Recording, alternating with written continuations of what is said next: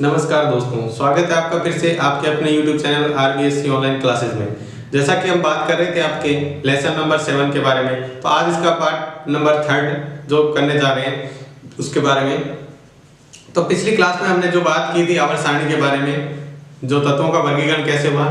आज हम जैसे पिछली क्लास में आपको बताया था, थोड़ा बहुत ब्लॉक के बारे में बता देते हैं। S block, P block, D block क्या होते हैं। वैसे तो आपके ये सिलेबस में नहीं है इतना, बस ये आपको याद रखना है ब्लॉक कौन कौन से होते हैं। तो देखते हैं इसके बारे में। तो ब्लॉक के बारे में सबसे पहले एस ब्लॉक। एस ब्लॉक किसमें, जो सारणी के अंदर, आवर्त सारणी के अंदर जो वर्ग पहले और दूसरे के जो तत्व आते हैं ना, उनको क्या कहते हैं, एस ब्लॉक के तत्व। जो सारणी में पहले वर्ग में और दूसरे वर्ग में कुल कितने वर्ग होते हैं, 18 वर्ग होते हैं। तो उसके अंदर पहले और दूसरे वर्ग में जो आते हैं वो कौन से होते हैं, एस ब्लॉक के तत्व। दूसरा देखो पी ब्लॉक के कौन से होते हैं, जो 13 से लेकर 18 तक, यानी सारणी में 13वें ब्लॉक से लेकर 18वें ब्लॉक नंबर तक जो आते हैं तत्व हैं वो कौन से कहलाते हैं, पी ब्लॉक के तत्व। उसके बाद है डी ब्लॉक के तत्व। डी ब्लॉक के कौन से होते हैं, जो तीसरे वर्ग से लेकर 12वें वर्ग तक, यानी एस और पी के बीच में होता है डी। ये तीसरे ब्लॉक से मतलब तीसरे वर्ग से लेकर 12वें वर्ग तक। और जो एफ ब्लॉक होता है वो सारणी में आपने देखा इस तरह से, जो सारणी बनी हुई आपकी, उसके बाद में जैसे आपको आवर्त सारणी दिखाई तो उसके नीचे दो ब्लॉक ऐसे अलग से बने हुए हैं। तो ये कौन से ब्लॉक है, ये एफ ब्लॉक के तत्व हैं। ये जो है 14 तत्व आते हैं आपके एफ ब्लॉक के अंदर, वो एफ ब्लॉक है। तो एफ ब्लॉक वाले में ये दो अलग ही होते हैं। तो एफ ब्लॉक में भी अलग है, ऊपर वाले को 4F बोलते हैं और नीचे वाले को 5F बोलते हैं। ये कौन से होते हैं, लेंथेनॉइड और ये एक्टिनॉइड। क्योंकि ये लेंथेनम के बाद शुरू होता है, इसको लेंथेनम कह दिया, और ये एक्टिनॉइड के बाद शुरू होता है तो एक्टिनॉइड तत्व कह दिया, इस एक्टिनॉइड ग्रुप ब्लॉक कह दिया इसको। ये 4F के अंदर आते हैं। अब इनके नाम भी है, जैसे एस ब्लॉक के तत्व होते हैं उनके अंदर क्या होती है, धातुएं क्षारीय होती है, धातुएं क्षारीय होती हैं। इनको क्या बोलते हैं, निरूपक तत्व या मुख्य तत्व बोलते हैं। कौन से, जो पी ब्लॉक के आते हैं उसको निरूपक तत्व या मुख्य तत्व भी बोला जाता है। बस इसके नाम दिए हुए हैं, आपको याद रखने हैं। डी ब्लॉक के अंदर जो तत्व होते हैं वो संक्रमण तत्व कहलाते हैं। डी ब्लॉक के जो तत्व हैं वो क्या कहलाएंगे, यानी तीसरे वर्ग से 12वें वर्ग तक आते हैं वो संक्रमण तत्व है। और एफ ब्लॉक के तत्व है जो कौन से होते हैं, जो सारणी के अंदर ये लिखा है, दो नीचे अलग पंक्ति, क्षैतिज पंक्तियां, क्षैतिज पंक्तियां मतलब इस तरह से पंक्तियां उसके अंदर दिया हुआ है। ये 4F और 5F होता है, इसको अंतः संक्रमण कहते हैं, अंतः संक्रमण तत्व है। जो डी ब्लॉक है वो संक्रमण और जो एफ ब्लॉक है वो अंतः संक्रमण कहलाता है। ये हो गया कुछ ब्लॉक के बारे में जानकारी। अब आपको ये बता देते हैं सारणी के अंदर, जैसे ये सारणी बनी हुई है इसके अंदर यहाँ पर एक टेढ़ी मेढ़ी लाइन आती है इस तरह से। ये सारणी के अंदर लाइन आती है। इस सारणी के अंदर इतने जितने भी तत्व है वो क्या होते हैं, धातु हैं। और इधर क्या है, अधातु। यानी सारणी का ये कौन सा भाग है, बायां भाग। बाएं तरफ क्या आते हैं, धातु। और ये कौन सा भाग है, दायां भाग। दाएं तरफ कौन सी थी, अधातु। तो ये बीच में जो लाइन आ रही है ये क्या होती है, उपधातु। उपधातु जैसे सबसे ऊपर आता है बोरॉन, सिलिकॉन, उसके बाद आर्सेनिक, ऐसे आते हैं इस तरह से ये तत्व। ये टेढ़ी मेढ़ी लाइन ऐसे जिगजैग लाइन बनती है टेढ़ी मेढ़ी, उसके अंदर कौन से आते हैं, उपधातु। जैसे पिछली बार आपके प्रश्न पूछा हुआ था, दो उपधातुओं के नाम बताइए, तो इसमें से कोई लिख लो, बोरॉन, सिलिकॉन है, आर्सेनिक है, इनके में से किसी दो के नाम लिखने थे। जो कहां पर आते हैं, सारणी में एक बीच में लाइन होती है जिगजैग, यानी टेढ़ी मेढ़ी लाइन है इस तरह से बनी हुई। इसके अंदर क्या आती है, उपधातु। इससे इधर क्या सी है, बाएं तरफ धातु और दाएं तरफ अधातु है। तो ये तो होगी ब्लॉक के बारे में। आगे तो अब देखते हैं गुणों की आवर्तिता क्या होती है। आवर्त सारणी में कई भौतिक और रासायनिक गुण को स्पष्ट किया जाता है। आवर्त सारणी होती है जिसके अंदर क्या है, भौतिक गुणों को स्पष्ट किया जाता है। जैसे मान लो ये आपकी आवर्त सारणी है जो इस तरह से बनी हुई है, यहां से इस तरह से आपकी आवर्त सारणी बनी होती है। इसके अंदर क्या है, इस आवर्त सारणी में कहीं दाएं से बाएं जाने पर, यानी मान लो इधर से इधर जा रहे हैं या इधर से इधर जा रहे हैं या ऊपर से नीचे जा रहे हैं या नीचे से ऊपर जा रहे हैं, तो इसके गुणों में कुछ परिवर्तन होता है। कुछ भौतिक और रासायनिक गुण क्या होते हैं, परिवर्तित होते हैं। तो उसी को स्पष्ट करता है ये गुणों की आवर्तिता। सारणी के अंदर देखो, सारणी में दाएं से बाएं या ऊपर से नीचे या इसका उल्टा, नीचे से ऊपर या दाएं से बाएं या बाएं से दाएं जाने पर गुणों में क्या होता है, कुछ परिवर्तन होता है। कौन कौन से गुणों में परिवर्तन होता है वो आगे बात करेंगे। अब देखते हैं आवर्त सारणी में इलेक्ट्रॉनिक विन्यास में क्रमिक परिवर्तन से, इलेक्ट्रॉनिक विन्यास यानी जैसे जैसे इलेक्ट्रॉनिक विन्यास बढ़ता है यानी क्रम वाइज बढ़ता है, इलेक्ट्रॉनिक विन्यास क्रम वाइज घटता है, ठीक है। तो उससे क्या होता है, गुणों में क्या होता है, क्रमिक परिवर्तन आता है। जैसे जैसे बढ़ेगा तो कुछ गुणों में उसके साथ साथ परिवर्तन होगा, कुछ घटेगा तो उसके साथ भी गुणों में कुछ परिवर्तन होता है। तो उसे क्या कहते हैं, गुणों की आवर्तीता, गुणों की आवर्तीता कहते हैं। अब देखो कौन कौन से गुण अपन इसके अंदर पढ़ेंगे। वैसे तो बहुत सारे गुण हैं, जैसे उसके अंदर क्या होता है, परमाणु त्रिज्या। जैसे जैसे मान लो आवर्त सारणी में दाएं से बाएं या बाएं से दाएं पर जाएंगे तो परमाणु त्रिज्या घटेगी और बढ़ेगी।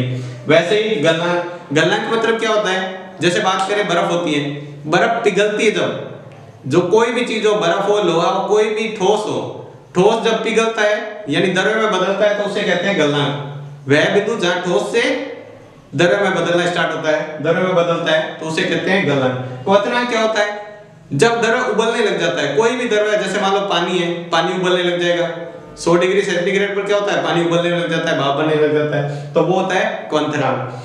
आयरन एंथैल्पी और संयोजकता के बारे में, कौन से तत्व की संयोजकता कितनी होती है, यानी उसके बंध बनाने की संयोजकता कितनी, यानी कितने बंध वो बना सकता है, उसके बारे में इसके अलग अलग गुण हैं। ये इसके गुण हैं, इसके बारे में बात करेंगे। जैसे परमाणु त्रिज्या है, गलनांक और क्वथनांक के बारे में बात नहीं करेंगे इसके अंदर। आयरन एंथैल्पी के बारे में बात करेंगे, संयोजकता के बारे में बात करेंगे। तो अब एक एक गुण देख रहे हैं। सबसे पहले देख रहे हैं परमाणु त्रिज्या। परमाणु त्रिज्या होती क्या है, परमाणु के बाह्य कोश में उपस्थित इलेक्ट्रॉन से, परमाणु के किसी कोई परमाणु इसके बाह्य कोश में उपस्थित इलेक्ट्रॉन से नाभिक के बीच की दूरी होती है, वो होती है। जैसे मान लो परमाणु है, ये एक परमाणु हो गया और ये हो गया नाभिक। तो यहां मान लो इलेक्ट्रॉन चक्कर लगा रहा है, तो यहां से लेकर और यहां तक की दूरी, ये क्या है, परमाणु त्रिज्या। ये होगी इसकी परमाणु त्रिज्या, ये होगी इसकी परमाणु त्रिज्या। अब जिस कोश में बाह्य में इलेक्ट्रॉन है वहीं से ही नापना है। अगर मान लो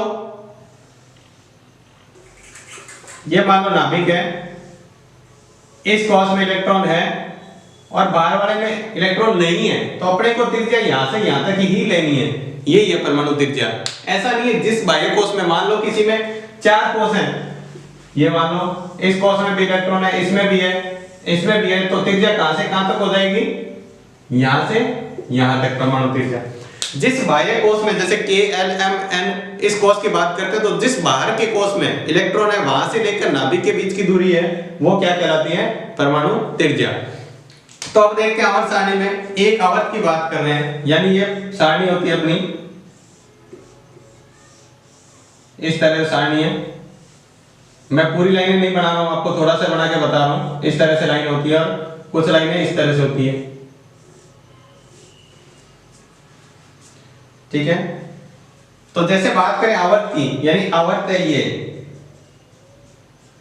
आवर्त सारणी में क्या है, बाएं से दाएं जाने पर, यानी इधर से इधर जा रहे हैं, बाएं से दाएं जाए यानी इधर से इधर जा रहे हैं, तो क्या होता है, परमाणु क्रमांक बढ़ेगा। आपको पता ही है, पहले नंबर पर जैसे जैसे इधर जाएंगे हाइड्रोजन आता है, हीलियम, जैसे इधर जाएंगे सोडियम, ऐसे, तो परमाणु क्रमांक क्या होता जाएगा, बढ़ता जाएगा। जैसे यहाँ आएगा 10, 11, 12, 13 ऐसे बढ़ते जाएंगे। परमाणु क्रमांक बढ़ेगा, लेकिन परमाणु त्रिज्या क्या हो जाएगी, घटती हुई जाएगी। तो कैसे बढ़ेगा, परमाणु क्रमांक बढ़ रहे तो इलेक्ट्रॉन बढ़ेंगे तो परमाणु त्रिज्या बढ़ेगी, नहीं बढ़ती नहीं है। जैसे मान लो पहले क्रमांक वाला है, उसके अंदर 2 कोश हैं और ये नाभिक है, ठीक है, तो ये दूरी होगी। इसके बाद में जो आएगा, मान लो 2-4 बाद में आ रहे हैं, जैसे मान लो ये यहाँ वाला ले लिया अपने तत्व, अब यहाँ वाला ले रहे, तो यहाँ ले रहे, मान लो कोश 1 बढ़ गया, तो जैसे कोश बढ़ेगा तो नाभिक का साइज भी बढ़ेगा, क्योंकि उसमें प्रोटॉन की संख्या बढ़ जाएगी।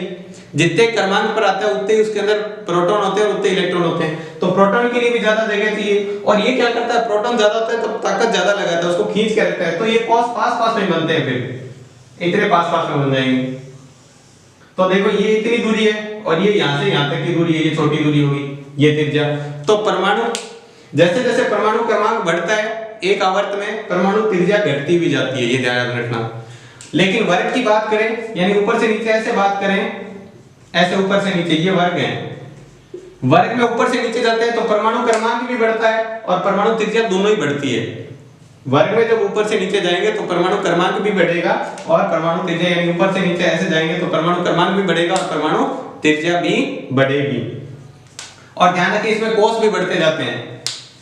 इसमें क्या होगा, यहां से यहां तक जाएंगे तो कोश तो उतने ही रहेंगे, इसमें जाएंगे ना तो इलेक्ट्रॉनों की संख्या ज्यादा हो जाएगी, तो प्रोटॉन भी ज्यादा हो जाएंगे, तो साइन तो वही रहेगा लेकिन ये पास में आ जाएंगे, कॉस उतने ही रहेंगे इसके अंदर। लेकिन ऊपर से नीचे जाते हैं तो कॉस की संख्या बढ़ जाएगी। इसमें क्या लिखते हैं, इसके अंदर कॉस की संख्या बढ़ जाएगी, जैसे 2 है तो यहाँ 3 हो जाएंगे, तो 3 होते ही तो अपने आप ही परमाणु त्रिज्या क्या हो जाएगी, बढ़ जाएगी। तो ऐसे ये याद रखना है, अगर प्रश्न पूछा जा सकता है परमाणु त्रिज्या और इसके गुण को समझाइए, तो परमाणु त्रिज्या पूछे तो इतनी सी त्रिज्या की परिभाषा है कि परमाणु के बाह्य कोश में उपस्थित इलेक्ट्रॉन से नाभिक के बीच की दूरी क्या कहलाती है, परमाणु त्रिज्या। लेकिन इसके गुण के बारे में पूछ ले तो फिर आपको ये लिखना पड़ेगा, आवर्त में बाएं से दाएं जाने पर परमाणु क्रमांक बढ़ता है, परमाणु त्रिज्या घटती है, लेकिन वर्ग में अंदर यानी ऊपर से नीचे जाने पर क्या होता है, परमाणु त्रिज्या और परमाणु क्रमांक दोनों ही बढ़ते हैं। तो ये पहला गुण हो गया। तो आप देखते हैं इसका दूसरा गुण, दूसरा गुण क्या है, आयनन त्रिज्या। उसी के जैसा ही मिलता जुलता आसानी से समझ आ जाएगा। देखो आयनन त्रिज्या क्या होती है, एक परमाणु पे इलेक्ट्रॉन ग्रहण करने या त्यागने से क्या बनता है, आयन बनता है। जैसे मान लो कोई भी अपन बात कर रहे थे, जैसे सोडियम होता है, सोडियम ये नाभिक हो गया, कितने नंबर पे आता है सोडियम, 11 नंबर पे आता है। तो इसके अंदर क्या है, पहले में 2 इलेक्ट्रॉन भरते हैं, दूसरे में 8 और तीसरे में क्या है 1 इलेक्ट्रॉन भरा जाएगा। यानी पहले में 2 इलेक्ट्रॉन भरते हैं, दूसरे में 8 और तीसरे में 1। तो ये बाहर वाला 1 इलेक्ट्रॉन है ना, कोई भी तत्व अपने चाहता है कि मैं बाहर वाले कोश में क्या रहे, पूर्ण रहे। तो पूर्ण रहने के लिए 1 इलेक्ट्रॉन क्या करता है, इस 1 इलेक्ट्रॉन को त्याग देता है, दूसरे को दे देता है। 1 इलेक्ट्रॉन है उसको त्याग दिया और दूसरे को दे दिया, तो देने के बाद में ये बाहर वाला कोश हट जाएगा। हट जाएगा तो अब कौन से रह जाएंगे, 2 ही कोश रह जाएंगे, एक पहला एक दूसरा। तो आयनन त्रिज्या क्या हो जाएगी, इलेक्ट्रॉन त्यागता है तो आयनन त्रिज्या क्या हो जाती है, छोटी हो जाती है। परमाणु त्रिज्या से क्या हो जाती है, आयनन त्रिज्या छोटी होती है। तो देखो यहाँ सोडियम था, इसके अंदर 2 8 8 1 था, अब रह गया 2 और 8, ये एक इलेक्ट्रॉन अलग हो गया, तो ये क्या हो गया, आयन बन गया इसका आयन। तो ये आयन की जो त्रिज्या होगी, आयन की त्रिज्या यानी नाभिक से लेकर बाहर के इलेक्ट्रॉन, जिसमें इलेक्ट्रॉन है, अब यहाँ तक ही इसमें 8 इलेक्ट्रॉन है, इससे बाहर वाला तो इलेक्ट्रॉन त्याग दिया इसने, तो वो कोश गिनेंगे नहीं, क्योंकि उसके बाहर कोश में इलेक्ट्रॉन नहीं है। कोश तो है वहां पे लेकिन उसके अंदर इलेक्ट्रॉन नहीं है, इसलिए वो नहीं गिनेंगे। तो अब ये त्रिज्या इसकी रहेगी। तो ये होती है नाभिक और बाहर के इलेक्ट्रॉन के बीच की त्रिज्या, तो परिभाषा तो वही है, लेकिन आयन की त्रिज्या होती है। ऐसे ही क्लोरीन के अंदर देखो, क्लोरीन का परमाणु क्रमांक कितना होता है, 17। तो 17 कैसे लिखते हैं, देखो 2 8 10 और 7 17, 17 हो गया। 1 इलेक्ट्रॉन इसने और ग्रहण कर लिया, तो कितने हो जाएंगे, 18, 2 8 और 8 हो जाएंगे। तो देखो पहले इसके पास क्या थे, पहले कोश में 2 इलेक्ट्रॉन, ये नाभिक हो गया, दूसरे में 8 और तीसरे में 7 थे। तो इसने क्या किया, 1 इलेक्ट्रॉन दूसरे से ग्रहण कर लिया। तो ग्रहण करेगा तो क्या करेगा, इसकी जो त्रिज्या है थोड़ी सी बढ़ जाएगी। पहले में 2 8 8, तो इसकी त्रिज्या क्या होती है, आयन जब इलेक्ट्रॉन ग्रहण करता है तो उसके ऊपर कैसा हो जाता है, ऋणावेश, और इलेक्ट्रॉन त्यागता है तो उसके ऊपर धनावेश। तो मैंने बनाने की ऐसी कोशिश की है, देखो पहले सोडियम इतना बड़ा वर्ग था, अब इसने 1 इलेक्ट्रॉन त्याग दिया, थोड़ा छोटा हो गया, मतलब इसकी त्रिज्या छोटी हो जाएगी। और दूसरे में देखो क्लोरीन है, इसने 1 इलेक्ट्रॉन ग्रहण कर लिया, तो त्रिज्या क्या हो जाएगी, बढ़ जाएगी। तो ऋणावेश होता है तो उसकी त्रिज्या, जब इलेक्ट्रॉन ग्रहण कर लेता है तो आयन की त्रिज्या बढ़ जाती है, जब इलेक्ट्रॉन त्याग देता है तो आयन की त्रिज्या उससे पहले परमाणु त्रिज्या से छोटी हो जाती है। तो ये था आयनन त्रिज्या के बारे में। तो बात करते हैं अगले गुण की, आयनन एंथैल्पी। आयनन एंथैल्पी क्या होता है, कोई भी मान लो तत्व है गैसीय अवस्था में, तो किसी गैसीय अवस्था में उदासीन परमाणु से 1 इलेक्ट्रॉन पृथक करना। जैसे मान लो अपने बात की थी, ये सोडियम की बात करें, मान लो पहले कोश में 2 इलेक्ट्रॉन, दूसरे में 8 और तीसरे में 1। तो इस 1 इलेक्ट्रॉन को यहां से अलग करने के लिए, अलग ऐसे तो होगा नहीं, कुछ ना कुछ ऊर्जा देनी पड़ेगी, कुछ ना कुछ कार्य करना पड़ेगा, कार्य करेंगे तो ऊर्जा लगेगी। तो जितनी ऊर्जा की जरूरत पड़ती है इस परमाणु से, यानी इस तत्व से 1 इलेक्ट्रॉन अलग करने के लिए जितने ऊर्जा की जरूरत पड़ेगी, वो क्या कहलाती है, आयनन एंथैल्पी। यानी किसी तत्व गैसीय अवस्था में तो उसके परमाणु से 1 इलेक्ट्रॉन निकालने के लिए जितनी ऊर्जा चाहिए उसको, यानी उसको आयन बनाना है, तो जितनी ऊर्जा चाहिए उसको क्या कहते हैं, आयनन एंथैल्पी। ऐसे होता है इलेक्ट्रॉन लब्धि एंथैल्पी भी होता है, वो इसका बिल्कुल उल्टा है, बिल्कुल उल्टा। यानी इलेक्ट्रॉन ग्रहण करेगा तो, जैसे क्लोरीन होता है, आपसे बात की थी,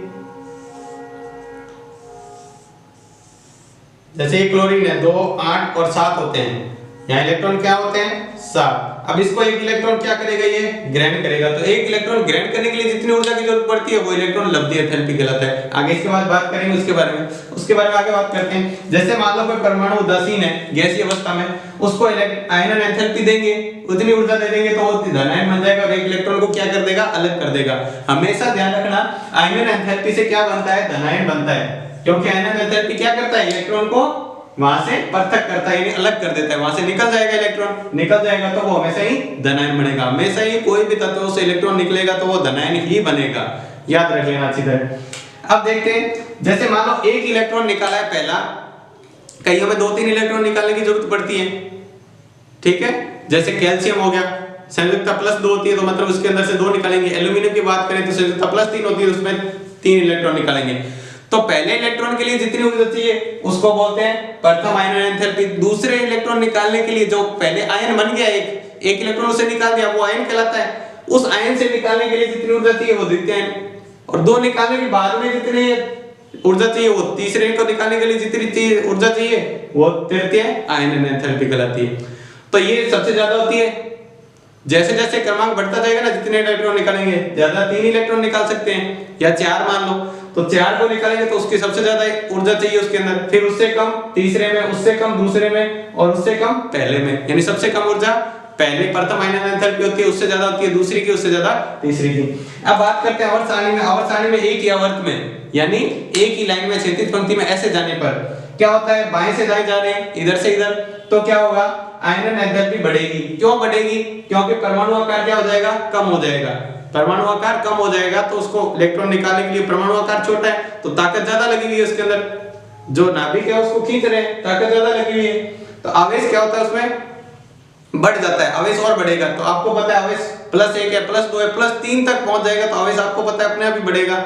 +3 आवेश हो गया तो अब उसको इलेक्ट्रॉन निकालने के लिए क्या है, आपको पता है तृतीय आयनन एंथैल्पी में ज्यादा चाहिए, तो उसके लिए क्या होता है, आयनन एंथैल्पी बढ़ती है। जैसे जैसे दाएं से बाएं जाएंगे वैसे आयनन एंथैल्पी बढ़ेगी। और एक वर्ग की बात करें, यानी ऊपर से नीचे जाएं, ऊपर से नीचे जाएंगे तो क्या होगा, आयनन एंथैल्पी कम होगी, क्योंकि आवेश कम होता है। ऊपर से नीचे जाते हैं तो आवेश कम होता जाता है, तो आवेश कम हो जाएगा तो कम ऊर्जा की जरूरत पड़ती है। जैसे देख लो, 3 आवेश के लिए ज्यादा, 2 के लिए कम, 1 के लिए उससे कम, तो आवेश कम होगा तो आपको पता है आयनन एंथैल्पी क्या, ऊर्जा की कम जरूरत पड़ेगी, मतलब आयनन एंथैल्पी घटेगी। यानी पहले ज्यादा चाहिए, उससे कम, उससे कम, उससे कम, उससे कम, ऐसे। और परमाणु आकार क्या होगा, बढ़ता रहेगा। तो ये हो गया आयनन एंथैल्पी की। वैसे तो इलेक्ट्रॉन लब्धि की बात कर ली थी अपने, लेकिन फिर भी उसको समझ लेते हैं। तो अगला गुण देखते हैं, इलेक्ट्रॉन लब्धि एंथैल्पी। इलेक्ट्रॉन लब्धि एंथैल्पी किसे कहते हैं, जैसे मान लो इस कोष के अंदर, बाहर के कोष में जैसे क्लोरीन की बात की थी, क्लोरीन कितने नंबर पे आता है, 17 पे, तो ये इलेक्ट्रॉन ग्रहण करेगा। तो ये बाहर से इलेक्ट्रॉन ग्रहण करेगा, तो ग्रहण करता है तो क्या होता है, कुछ ऊर्जा मुक्त होती है, अपने आप ऊर्जा निकलती है उसके अंदर से। तो जो ऊर्जा निकलती है उसे क्या कहते हैं, इलेक्ट्रॉन लब्धि एंथैल्पी। तो देखो ये क्या परिभाषा लिखी है, गैसीय अवस्था में किसी तत्व को एक उदासीन परमाणु द्वारा एक इलेक्ट्रॉन ग्रहण करने पर, ग्रहण कर ऋणायन बनाया जाता है। यानी ग्रहण करता है तो क्या बनेगा, एक इलेक्ट्रॉन ग्रहण करेगा तो ऋणायन बनेगा, इसीलिए क्लोरीन को क्या लिखते हैं, माइनस लिखते हैं, तो ऋणायन बन गया। तो ऋणायन बनने पर जो तो मुक्त ऊर्जा को क्या कहते हैं, जो ऊर्जा मुक्त होगी उसे इलेक्ट्रॉन लब्धि एंथैल्पी कहते हैं। इसको दूसरा नाम भी इलेक्ट्रॉन बंधुता भी कहते हैं, इसको इलेक्ट्रॉन लब्धि एंथैल्पी को इलेक्ट्रॉन बंधुता भी कहते हैं। इसके बाद देखो कोई उदासीन परमाणु है, उसने एक इलेक्ट्रॉन क्या किया, ग्रहण किया, तो वो खुद तो क्या बन जाएगा, ऋणायन बन जाएगा, और क्या करेगा, ऊर्जा मुक्त करेगा। उस ऊर्जा मुक्त करेगा, उसी को ऊर्जा को क्या कह देंगे, इलेक्ट्रॉन लब्धि एंथैल्पी कह देंगे। अब देखो आवर्त सारणी में एक आवर्त में बाएं से दाएं जाने पर क्या होता है, आपको पता है परमाणु आकार क्या होता है, घटता है। परमाणु आकार घटेगा तो आवेश क्या होगा, बढ़ेगा। आवेश बढ़ेगा तो इलेक्ट्रॉन लब्धि एंथैल्पी भी क्या होगी, बढ़ेगी। इलेक्ट्रॉन लब्धि एंथैल्पी क्या होगी, बढ़ेगी। दूसरा देखो, एक वर्ग में ऊपर से नीचे जाते हैं तो परमाणु आकार अनियमित होता है। इसके लिए क्या हो जाएगा, अनियमित आती है, यानी कोई निश्चित नहीं है, तो फिर इसको फिक्स नहीं कह सकते कि बढ़ेगा या घटेगा। तो आपको एक याद रखना है, आवर्त सारणी में एक आवर्त में बाएं से दाएं जाने पर इलेक्ट्रॉन बंधुता, इलेक्ट्रॉन लब्धि एंथैल्पी बढ़ती है या इलेक्ट्रॉन बंधुता बढ़ती है, लेकिन ऊपर से नीचे जाने पर क्या होता है, परमाणु आकार अनियमित होता है, तो इसका निश्चित नहीं है। तो यह हो गया अपना इलेक्ट्रॉन लब्धि एंथैल्पी या इलेक्ट्रॉन बंधुता। तो देखते हैं अब विद्युत ऋणता क्या होती है। जब सहसंयोजक यौगिक यानी दो अलग अलग यौगिक सहसंयोजक होते हैं, आपस में जुड़ते हैं, असमान परमाणु है वो आपस में जुड़ते हैं, तो जुड़ के कैसे रह सकते हैं? सहसंयोजक बंध द्वारा। तो उनके द्वारा परमाणुओं में बने हुए रासायनिक बंध, कुछ बंध बनते हैं रासायनिक, इससे इलेक्ट्रॉन के परमाणु द्वारा अपनी ओर आकर्षित, तो क्या करते हैं? इलेक्ट्रॉन परमाणु द्वारा अपनी ओर आकर्षित करते हैं। दो परमाणु आपस में जुड़ते हैं तो इलेक्ट्रॉन क्या करते हैं? अपनी ओर आकर्षित करते हैं। तो ये जो आकर्षित करने का होता है, जो आकर्षित करते हैं, इस गुण को क्या कहते हैं? विद्युत ऋणता। जो आकर्षित करते हैं एक दूसरे को, उसको क्या कहते हैं? विद्युत ऋणता।